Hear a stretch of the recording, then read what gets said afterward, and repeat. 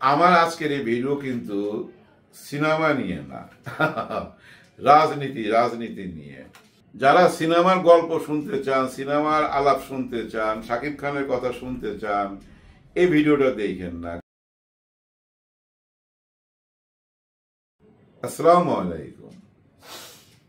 হিন্দু মুসলমান এই একই কথা জানেন, গত 4টা মাস শুনতে শুনতে কান ঝালাপালা, আর ভাল লাগে না।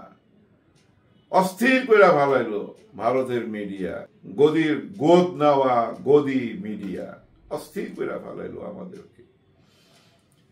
গোপালগঞ্জে একটা ঘটনা ঘটছে, আপনারা জানেন, এর মধ্যে ভাইরাল হচ্ছে এই ব্যাপারটা, সবাই দেখতেছেন। ওখানে একটা বিখ্যাত মাদ্রাসা আছে, প্রতি বছরই 3 দিনের জন্য এখানে ওয়াজ হয়, পাশে মেলা বসা যায়। এই ওয়াজ মাহফিল, এই মেলা কিন্তু 100 বছর যাবৎ চলে আসতেছে।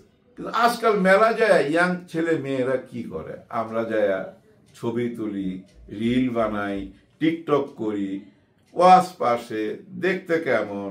এই জন্য ওনারা মাইকে বলছেন মাত্র 3 দিনের জন্য আপনারা মহিলারা একটু পর্দা করবেন, আপনাদের জন্য আলাদা জায়গা বানানো আছে, সেখানে বসেন, মেলার মধ্যে যায়েন না। এটা বলার অধিকারই রাখে, এটা মুসলিম কান্ট্রি, নিয়ম কানুন মানতে হবে।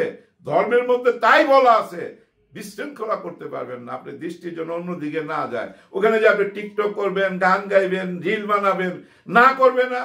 ওনারা ভলেন্টিয়ার, ওনাদের দেখবেন গায়ের মধ্যে হলুদ ড্রেস, টুপি, পাঞ্জাবি, মাইকে কথা বলতেছে, জনগণকে বোঝাইতেছে। সেই গোপালগঞ্জের ওই ঘটনাটাকে পুঁজি কইরা পুরা উইঠা পইরা লাগিয়ে গেছে।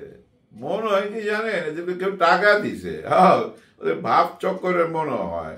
কারণ ওদের দেশের লোকই তো বিশ্বাস করতেছে না ওদের ঘটনাগুলা। দেখেন, এই অল্প কয়েকদিনের মধ্যেই 2টা দল হয়ে গেছে।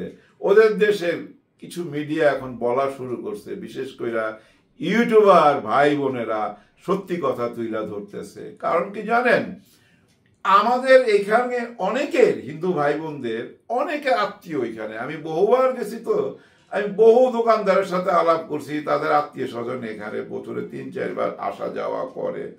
তারা তো ভাই টেলিফোনে ডেইলি যোগাযোগ করতেছে, তারা দেখতেছে সবাই ভালো আছে, কিন্তু তারা অস্থির। তাদের উদ্দেশ্য বোঝা যায়, মনে হয় যে কেউ টাকা পয়সা দিছে। টাকা পয়সা কোনো ব্যাপার, ওনাদের কাছে যত টাকা, ওনাদের চাকর বাকরের কাছেই তো 400 কোটি টাকা থাকে। তা আপনাদেরকে একজন মাথা পিছু যদি 1 কোটি করে দিয়ে দিন, এমন 25টা যদি কিনা নেই, এই যে ময়ূরের মতো, এই যে ময়ূর রঞ্জন, ওর মতো যখন 25টা কিনা কোনো ব্যাপার, কথার কথা বুঝাইলাম। মনে হয় না ঘুষ টুস খায় ওরা, এত নিচে নামবে। আবার নামতেও পারে, কারণ যে আরে চিটাগাং ঢুকা যাইতে চায়, ফেনীতে ঢুকা যাইতে চায়। ফেনীতে কেন ঢুকতে চায় আপনারা টের পাবেন, বুঝতে পারবেন।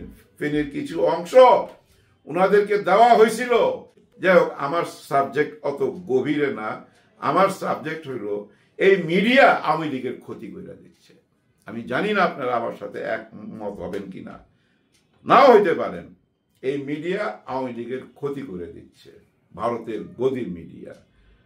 5ই আগস্টে মনে করেন আওয়ামী লীগের কোমর ভাঙছিল, আর এই ভারতের মোদি মিডিয়া, গদি, এই গদি মিডিয়া আওয়ামী লীগের হাত কাটতেছে, আঙুল কাটতেছে, পা কাটতেছে, চোখ তুলে নিতেছে, শুধু কান খোলা রাখছে যেন শুনতে পায়। আওয়ামী লীগ শুধু এখন শুনতে পাচ্ছে, কিছু দেখতে পাচ্ছে না। যদি দেখতে পাইতো তাইলে না ওনারা বাধা দিত, ওনারা বলতো, আপনারা কি বলেন এগুলা। যারা আওয়ামী লীগ করে, আওয়ামী লীগের পেজ থেকে বলতে পারতো, কিন্তু বলার সময় আইসা গেছে। না বললে আওয়ামী লীগ বিপদে পড়বে, বুঝা নিয়েন আপনারা। 71-এ আমরা যখন যুদ্ধ করি পাকিস্তানের সাথে, আমাদেরকে যারা সাপোর্ট করে নাই, পাকিস্তানকে যারা সাপোর্ট করছে, তারা কি রাজাকার? তাহলে এই 5ই আগস্টের পরে বর্তমান যে সিচুয়েশনে এসে দাঁড়াইছে, ওনারা আমাদের দেশে দাঙ্গা বাঁধাইতে চাইতেছে, আমাদের দেশ দখল কইরা নিবে বলতেছে, আমাদেরকে না খায়া মাইরা ফালাইবে, পেঁয়াজ দিবে না, আলু দিবে না, কিছুই দিবে না, আমরা যেন ভিক্ষা কইরা খাই, এমন কথা বলা হইতেছে। এখানে সংখ্যালঘুদেরকে আমরা অত্যাচার করতেছি, বাড়িঘর দখল করতেছি, প্রতি মুহূর্তেই তাদের আর্তনাদ তারা শুনতে পাইতেছে, কিন্তু আমরা দেশের ভিতরে থেকে কিন্তু কেউ শুনতে পাইতেছি না। তাহলে এই সত্যি কথাগুলো যদি আপনারা না বলেন আওয়ামী লীগের লোক, তাহলে আপনারা কিভাবে গ্রহণযোগ্যতা পাবেন? আপনাদের রাজনীতি কোন প্রথায় করতে হবে, কোন দিকে যেতে হবে, এটাই ইউ টার্ন নেওয়ার সবচেয়ে বড় সুযোগ। এখন দুই দেশের মধ্যে দেখেন যুদ্ধ যুদ্ধ ভাব, দেশপ্রেমের জন্য আপনারা এই যে ঐক্য জোট হচ্ছে, এই ঐক্য জোটে এসে যোগ দেন। আপনারা বলতে পারেন কই আমাদেরকে তো ঐক্য জোটে ডাকে না। ভাই ডাকার দরকার কি? ইউটিউব চ্যানেল থেকে আপনারা কথা বলেন না কেন? ওপেন কথা বলতেছে তো, আপনাদের পক্ষে লোক কথা বলতেছে, তাদেরকে দিয়ে কথা বলান, তাদেরকে সহযোগিতা করেন। আমি তো দুইজনের নাম এই মুহূর্তে আমি আপনাদের বলতে পারি, এই দুইজনকে যদি আপনারা এই উপদেষ্টা সরকারের কাছে পাঠাইতেন আপনাদের প্রতিনিধি হিসেবে, ওনারা না করতে পারতো? আপনার দলটা নতুন ভাবে গঠন করেন। দুইজনের নাম, একজন হচ্ছে আমাদের যে সাংবাদিক, উনি সত্যি জ্ঞানী, অনেক জ্ঞান রাখেন, অগ্রিম দেখতে পায় সব কিছু, উনি দেখতে পাইছেন, যার জন্য ওনার কথা থেকে আমি বুঝা নিয়েছি। মাসুদ কামাল, হ্যাঁ, ওনার কন্টেন্ট গুলো আপনারা দেখেন, উনি কিন্তু আপনাদেরকে সঠিক পথে নিয়ে যাওয়ার একটা চেষ্টা করতেছে। ওনাকে আর গোলাম মাওলা রনি, এই দুইজনকে আপনাদের প্রতিনিধি বানান বর্তমানে এই খারাপ টাইমটা পার করার জন্য। হ্যাঁ, একজন নেতা লাগে ভাই, বিভিন্ন জায়গা থেকে, বিভিন্ন গ্রামগঞ্জ থেকে বিভিন্ন রকম স্ট্যাটাস দিয়ে আপনি কদ্দূর আগাইতে পারবেন। আর এই মুহূর্তে আপনাদের স্ট্যাটাস হওয়া উচিত দেশের পক্ষে। আপনারা নিজেদেরকে নিজেরা প্রশ্ন করেন, আমাদের দেশে কোনো হিন্দু, মুসলমান, খ্রিস্টান, বৌদ্ধের কোনো বিবাদ আছে? এই মুহূর্তে বুকে হাত দিয়া বলেন। আর আপনি যদি মুসলমান হন, সত্যি কথাটাই বলবেন। আপনি যে ধর্মেরই হন, সত্যি কথাটা বলেন। মিডিয়াতে এসে আপনারা প্রচার করেন, দেশকে বাঁচান, একই প্ল্যাটফর্মে আসেন। ওনারা বলে আমাদের সংখ্যালঘু অত্যাচার হইতেছে, আবার দেখেন ওনারা আরেকটা মজার কথা বলে, নিজের দেশে, যে দেশে মুসলমান 27%, ধরেন 27-28 কোটি বা 30 কোটি, বাকি তো সবই ওনারা অন্য ধর্মের। আর ওনাদের স্লোগান হিন্দু বাঁচাও, হিন্দু খতরা মে হ্যায়, হিন্দু খতরা মে হ্যায়। জানেন আরএসএস এর পোলাপান, আরএসএস কিন্তু এই মোদী সাহেবের অধীনেই আছে। উনি কিন্তু এই আরএসএস থেকেই উঠে আসছে। এবং ওই যে চা বিক্রেতা আপনারা বলেন না, ওগুলো হলো কথার কথা, কিন্তু উনি আরএসএস এর একজন বড় নেতা। ওখানে কি শিখায় বাচ্চাদের জানেন? ছোটবেলা থেকে হিন্দু খতরা মে হ্যায়, তার মানে বিপরীত কথা কি? এই খতরা কই থেকে আসলো? এই খতরা নাকি মুসলমান থেকে আইছে। গত 500 বছরের ইতিহাস ঘাটতে গেলে মোগল আমল, তারা কারা? তারা তো সব মুসলমান। এই মুসলমানরাই ভারতবর্ষ চালাইছে। এই আরএসএস পোলাপানের মধ্যে ঢুকায় দেয় মাথায়, এরা চালাইছে, এরা আবার এই দেশ নিয়ে যাবে, এই তাজমহল এরা আবার নিয়ে যাবে। এই ইন্ডিয়াতে আপনি যত ডেভেলপ দেখেন, যত উন্নত কিছু দেখেন, সবই এই মোগল আমলের মুসলমানরাই করছে। আর বাকি যেটা দেখেন উন্নতি হয়েছে, বড় বড় স্টেশন বোম্বের মতো, বা কলকাতার হাওড়া ব্রিজ বলেন, কলকাতার হাওড়া স্টেশন বলেন, সারা ভারতেই আছে, সব ব্রিটিশের করা। অরিজিনাল ভারতবাসী দেশ স্বাধীনের পরে শুধু হিন্দু আর মুসলমান, হিন্দু আর মুসলমান ঝগড়া করছে। দেশ স্বাধীনের পর থেকেই দেখেন না, পাকিস্তান আর হিন্দুস্তান, এইটা নিয়েই ঝগড়া হয়েছিল। তখন হিন্দুস্তান নাম হিসেবে চিনতাম আমরা যখন ছোট ছিলাম। পরে এই দেশ হয়ে গেল ইন্ডিয়া, এই দেশ হয়ে গেল ভারত। একই দেশের 3 নাম, কিন্তু হিন্দুস্তানের সংখ্যা বেশি, হিন্দুদের পাওয়ার বেশি। হিন্দুদের হিন্দুবাদী রাজনীতি এমন ভাবে মাথা চারা দিয়ে উঠছে। আপনাদেরকে গত 2 দিন আগে মধ্যপ্রদেশের একটা ঘটনা বইলা আমি শেষ করে দিতেছি। এই ঘটনাটায় বুঝছেন আপনার বুক চুরমার হয়ে যাবে। আমি জানি না, আমার মনে হয় যে পাষাণ তারও চোখে পানি আসবে। একটা 6 বছরের বাচ্চা, একটা 9 বছরের, একটা 11 বছরের, বয়সটা চিন্তা করেন। ওদেরকে জুতা দিয়ে মারতেছে, ওদেরকে ঘুষি মারতেছে, ওদেরকে লাথি মারতেছে। কে মারতেছে? এখানে একটা বড় মজার ব্যাপার। মজা কেন বললাম? দেখেন কি মজা ঢুকাই দিছে ইয়াং জেনারেশনের মাথায় এই RSS, এই মোদি সরকার আইসা।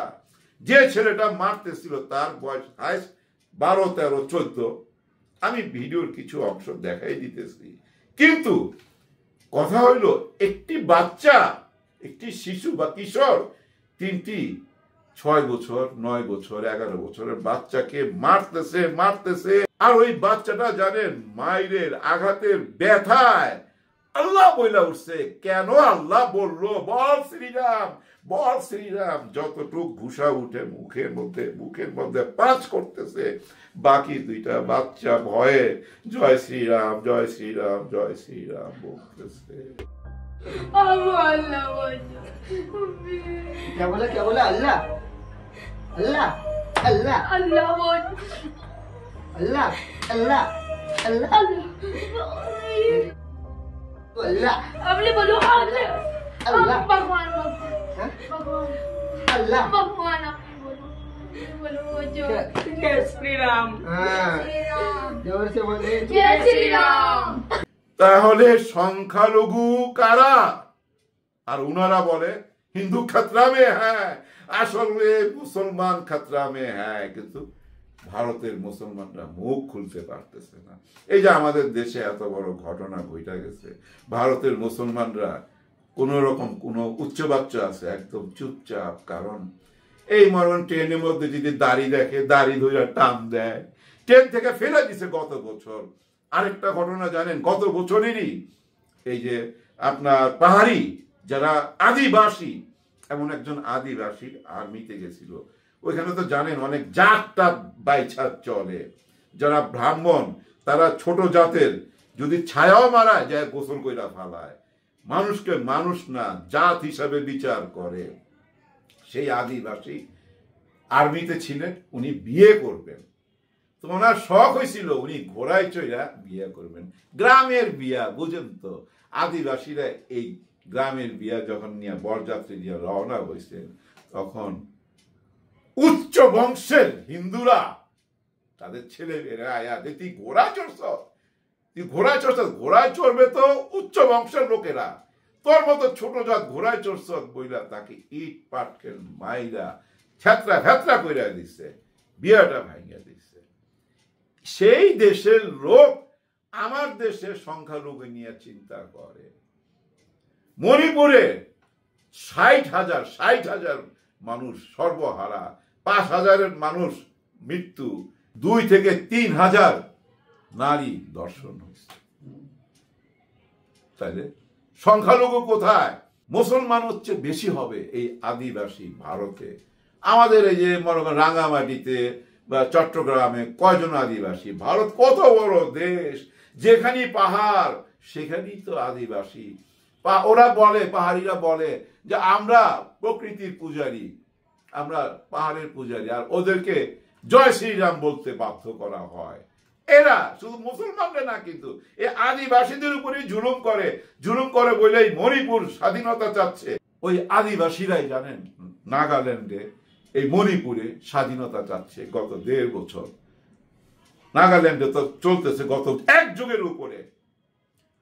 ভারতের সমস্ত আর্মি কোথায় জানেন? এই কাশ্মীরে, ওই পাকিস্তান বর্ডারে, এই মণিপুরে, এই নাগাল্যান্ডে, এই 7 ভন্ডে পাহারায়, আর কিছু আছে এদিক সেদিক। এই যে দেখেন মধ্যপ্রদেশের এত বড় ঘটনা, কোন মিডিয়াতে আলোচনা আছে? ভারতের মিডিয়া আলোচনা করছে, কিন্তু গদি মিডিয়া না। গদি মিডিয়া ছাড়াও ভারতের মিডিয়া আছে যারা আমাদেরকে নিয়ে এখন কথা বলতেছে যে বাংলাদেশের অভ্যন্তরীণ ব্যাপার নিয়ে ভারত বেশি নাক গলাইতেছে। খেইলা পারবেন না। আমাদের ইনুস সাহেব আছেন, জানেন, জীবনেও খেইলা পারবেন না। আপনি খেলতে থাকেন না, কত খেলা খেলতে পারেন। ভাষা বুঝতে হবে, উনি যে অ্যাঙ্গেলে কথা বলে ওইটা বুঝার ক্ষমতা থাকতে হবে। ওই ক্ষমতা আপনাদের নাই। আপনারা তো এখনো মনে করেন ইউনূস সাহেব মানুষের ডাক্তার, চিকিৎসক। আপনাদের চ্যানেল থেকে আপনারা যেভাবে বলেন ডাক্তার ডাক্তার, তাতে বোঝা যায় আপনাদের লেভেল কি। আমি শুরু করছিলাম আওয়ামী লীগ ধ্বংস করে দিতেছে ইন্ডিয়া। আপনারা আমার কথা বুঝছেন কিনা আমি জানি না, আমার সেন্স এইটুকুই কাজ করে। যেমন ধরেন এই যে আমাদের প্রাক্তন প্রধানমন্ত্রী যদি টেলিফোনে ওইসব কথার মধ্যে এরকম কথা আমরা শুনতে পাইতাম যে দেখো আমাকে ভুল পথে পরিচালিত করছে আমাদের পরিষদ, তোমরা ভাইবো না আমি বঙ্গবন্ধুর মেয়ে, আমি কি চামু আমার দেশ ক্ষতি হোক, এরকম একটা বিদ্রুপ বার্তা যদি কূটনৈতিক ভাবে এই যে যাদের সঙ্গে কথা বলছে তাদেরকে দিয়ে দিত, তাহলে কি দাঁড়াইতো? আজকে আওয়ামী লীগের যারা আছেন তারা জানেন বিপ্লবে নাইমা পড়তো যে আমাদের নেত্রীকে ভুল পথে যারা পরিচালিত করছে তাদের বিচার করেন, আমাদের নেত্রীকে চাই কিনি। কেননা উনি তো বঙ্গবন্ধুর মেয়ে, বঙ্গবন্ধুর মেয়ে ভারতে থাকবে। জানেন ভারতের এক মিডিয়ায় বলতেছে যে উনি আমাদের অতিথি, আমাদের দেশে আমরা আশ্রয় দিব, আমরা শরণার্থীদেরকেও আশ্রয় দেই, বাংলাদেশ তো রোহিঙ্গাদের আশ্রয় দিছে, আমরা কেন ওনাকে আশ্রয় দিতে পারুম না। কথাটা উনি খুব সহজ মনে বলছে, কিন্তু একজন প্রধানমন্ত্রীর সাথে তুলনা করতে গিয়া রোহিঙ্গা শরণার্থী শব্দগুলা ভালো লাগে। ইন্ডিয়ার মিডিয়া এখনো বলতেছে ওনারে কেন দিল্লিতে বসায় বিরিয়ানি খাওয়ামো। আর 4-5টা মাস অপেক্ষা করেন, দেখেন ওনারা কি শুরু করে, ওনারা কতটা অপমান করে এই শেখ হাসিনাকে। আপনারা দেখেন ওনার উচিত ছিল ওনার বোনের সঙ্গে লন্ডনে চলে যাওয়া। হ্যাঁ, শেখ রেহানা, আমি যেটুকু জানি শেখ রেহানা লন্ডনে আছে, চলে যাওয়া উচিত ছিল। কেন যেতে পারতেছে না? লন্ডনের মতো উন্নত দেশ না করবে? এখানে তাদেরই কোনো চাল আছে। আমার যেটুক মনে হয় আজ হোক কাল হোক একদিন আপনারা বুঝতে পারবেন ওনাকে ওনারা নজরবন্দি করে রাখছে, নিজের কাছে রাইখা দিছে। কারণ কি জানেন? আমাদের দেশটা ছিল একটা ব্যবসা কেন্দ্র। এখানে অনেক কাস্টমার, অনেক কোটি কোটি টাকা কাস্টমার, তারা 92 থেকে 95টা পণ্য প্রতিদিনই বিক্রি করতো, প্রতিদিনই আমরা কিনতাম। মাদানি আম্বানি ওদেরকে কেমনে ঢুকাইছে এখানে জানিনি তো। এই আম্বানির এখানে যায় শাহরুখ খান সালমান খান নাচে কেন? উনি সবচেয়ে বড় ডোনার এই মোদিজির, যাইতে বাউন, নাহলে কোন দিক দিয়ে ফাঁসাই দিব কেউ টের পাবে না তো। এই জন্য যায় ওখানে নাচে। এরা এখানে ব্যবসা কেন্দ্র কইলা বলছিল। এই ব্যবসাটা কিভাবে চালু করলো তারা, কি লেনদেন হইলো, কি দলিল হইলো, এগুলো যদি প্রচার হয়ে যায়, এগুলো যদি মুখ খুইলা বইলা ফেলায় অন্য দেশে যায়, এই জন্য ওনাকে নজরবন্দি করে রাখছে। আর এই ভারতের মিডিয়াকে দিয়ে আমাদের এখানে আপনাদের সঙ্গে দূরত্ব বাড়াইতেছে। হিন্দু মুসলমান, আওয়ামী লীগ আর অন্য অন্য বিএনপি বলেন, জামাত বলেন, শিবির বলেন, তাদের সঙ্গে আওয়ামী লীগের দূরত্ব বাড়াই দিতেছে। আপনারা মুখ খোলেন, এটাই সময়। কারণ ওনারা আমাদের দেশে নাকি হামলা করবে, আমাদের দেশ নিয়ে নিবে। তাহলে আপনারা কেন প্রতিবাদ করবেন না? শুধু ইউটার্ন নিবেন একটা জায়গায়, যে ভারত আমাদের দেশে দাঙ্গা লাগাইতে চাইছিল, ভারত আমাদেরকে জুলুম করতেছে, ভারত আমাদেরকে শোষণ করতেছে, এবং ভারত আমাদের মধ্যে অশান্তি সৃষ্টি করতেছে, আমাদের দেশটাকে ধ্বংস করে দিতে চাইতেছে। এই একটা জায়গায় একমত হইতে হবে। আর আপনারা নিজেদের বিবেককে জিজ্ঞেস করবেন আমার কথাগুলো সত্যি না মিথ্যা। সবার জন্য সবাই দোয়া করবেন। আল্লাহ হাফেজ।